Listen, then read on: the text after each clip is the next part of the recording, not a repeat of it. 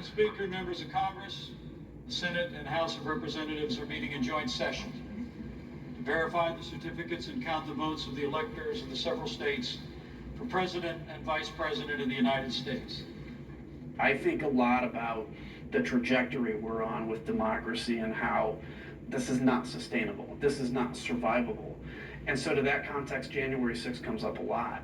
Like most Americans, I'm frustrated that 6 months after a deadly insurrection breached the United States Capitol for several hours on live television, we still don't know exactly what happened. Why?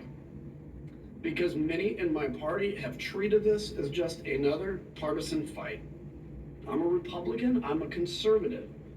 But in order to heal from the damage caused that day, we need to call out the facts. Of course, being on the January 6th committee and seeing the denialism in so many people, leaders.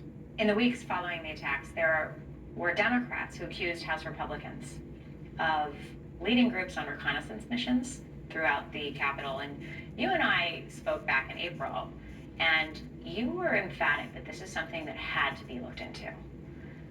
What have you learned? There's still more to come on that. We're going through a process right now, and there's going to be areas that we maybe either haven't explored or haven't talked about. We will. From what you know now, based on any of your colleagues who were involved in that day, do you think it's a possibility? I certainly think it's a possibility. I certainly believe, and again, this is not based on anything I know through the committee yet, but I certainly believe members of Congress knew what was going to happen. Some members knew. I certainly believe some members instigated this. And when you have tweets in the morning like, today is 1776, as Lauren Boebert did, for instance, I don't know how else to see that. Because 1776 is a great American day where we threw off oppression. If you're tweeting, today is the day where we great Americans are going to violently throw off oppression, I don't know how that can be metaphorical or mean anything different than a revolutionary action. And we fight. We fight like hell. And if you don't fight like hell, you're not going to have a country anymore.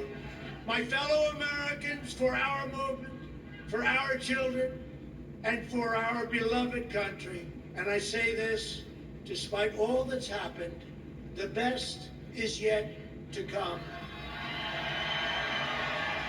You know, somebody that's following Donald Trump that believes the election was stolen and January 6th was okay, they're wrong. You're responsible for your own decisions, but to an extent, the only people they trust are saying the same thing. So I get it a little bit.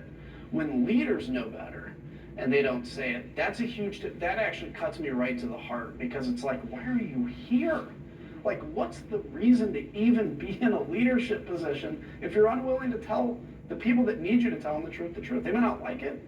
Your doctor doesn't want to come in and tell you good news just because you don't want to hear the bad news, but it's his or her job to do that.